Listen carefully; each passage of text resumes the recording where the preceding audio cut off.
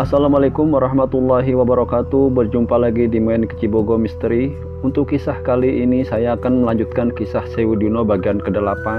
Tapi sebelum saya melanjutkan kisahnya, kami mengucapkan terima kasih kepada yang selalu setia menonton video kami sampai akhir. Mudah-mudahan Allah selalu melimpahkan rahmatnya pada kita semua, dan Allah jaga keluarga kita dari segala macam mara bahaya. Amin. Mari kita simak kisahnya. Mbah Tamin berkata, boneka yang kamu temukan adalah salah satu dari boneka yang saya temukan di rumah ini. Saya sengaja menanam boneka itu di sana, biar nanti saat waktunya tepat bisa digunakan untuk meringankan beban sakit Della. Ingat, waktu saya mengingatkan kamu jangan membuka pintu, tapi kamu tidak mendengarkan. Sebenarnya keluarga yang mengirim santet ini masih mencari di mana keberadaan Della. Itulah alasan kenapa saya menyembunyikannya di sana. Karena tempat itu terlalu ramai untuk mencari keberadaan Della. Karena Della tidak akan bisa meninggal bila sang Banarrogo belum bertemu dengan sang Arturi. Della belum bisa mati secara otomatis. Santet ini belum akan menghabisi keluarga Atmojo. Siapa Sengarturi itu? Yang sekarang bisa bangun sewaktu-waktu bila Della tidak diikat tali hitam itu.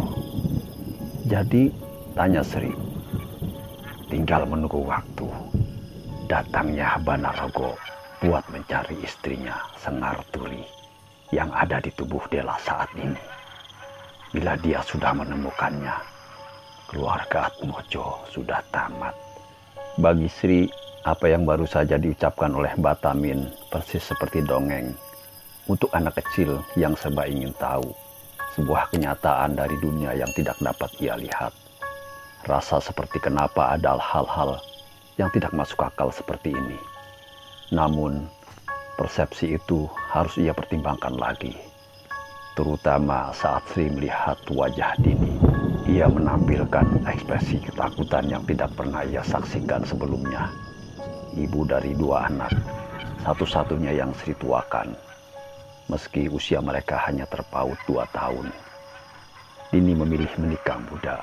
Hal itu yang membawanya ke tempat ini. Ke tempat di mana ia harus meninggalkan 2 anaknya. Membantu sang suami guna menutupi kebutuhan dari buah kecil cinta mereka. Dini lebih memilih diam, sembari menutup luka di daun telinganya yang harus ia relakan. Di bibir Della, atau mungkin Sengarturi. Setelah penjelasan Mbah Tamin yang dirasa Sri bahwa ada beberapa kecil bagian yang seakan tidak diceritakan, membuat Sri merasa orang tua ini memiliki tujuan tersendiri.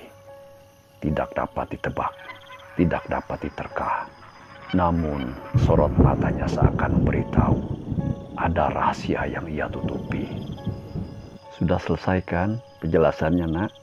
Kalau sudah, Ibu mau pamit. Biar Sugi yang mengantar kamu ke tempat di mana Della berada. Mbah kerasa pergi. Mbah Tamin pun ikut undur diri.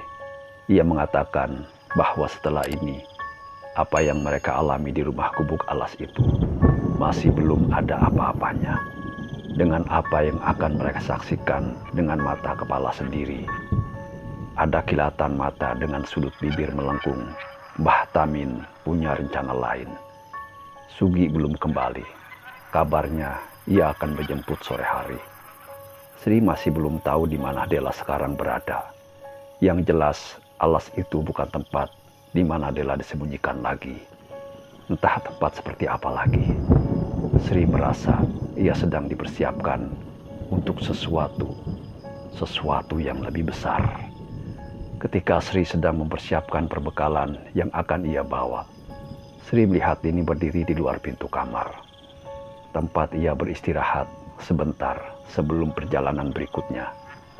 Entah apa yang dilakukan Dini, membuat Sri akhirnya mendekatinya, mempertanyakan apakah ada yang ingin ia sampaikan. Wajah Dini pun tidak tertebak sama sekali. Namun, Setelah dirasa ia cukup menahan diri, Dini berujar dengan suara gemetar. Satu dari kita yang akan tetap bertahan hidup sampai semua ini selesai. Saya minta maaf. Saya akan melakukan apapun untuk tetap bertahan hidup. Ucapan Dini membuat Sri kebingungan. Apa yang ia ucapkan, dari mana ia dengar? Setelah Sri mempertanyakan itu, Dini menunjuk telinga Cacat yang ia berujar dengan nada yang lebih percaya diri. Sebelum telingaku putus, Della membisikkan sesuatu kepadaku.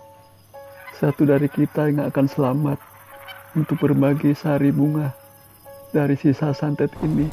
Sebuah mobil hitam yang dikenal baru saja masuk ke kediaman Mojo.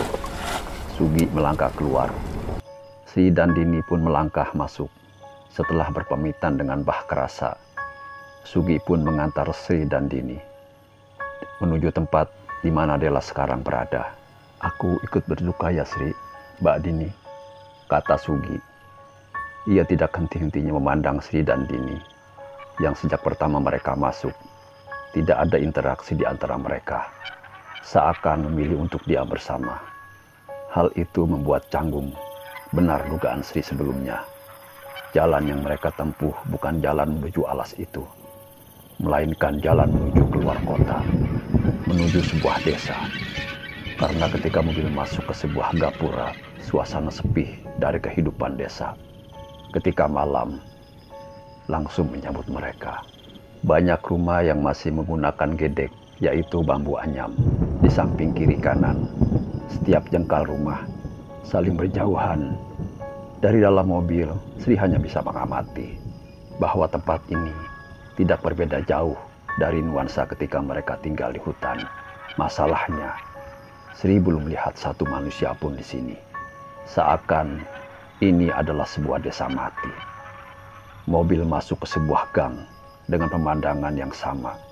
Batu kerikil keras di sepanjang jalan menambah kesan bahwa desa ini pasti desa pinggiran, jauh dari mana-mana. Dan ketika mobil berhenti, saat itulah Sri melihatnya. Mbah Tamin tengah berdiri di sebuah rumah, menyerupai gaya bangunan pondok dengan atap melebar. Rumah dengan kayu jati menjadi corak bahan utama, seakan memberitahu Sri ini adalah tempat yang ia janjikan.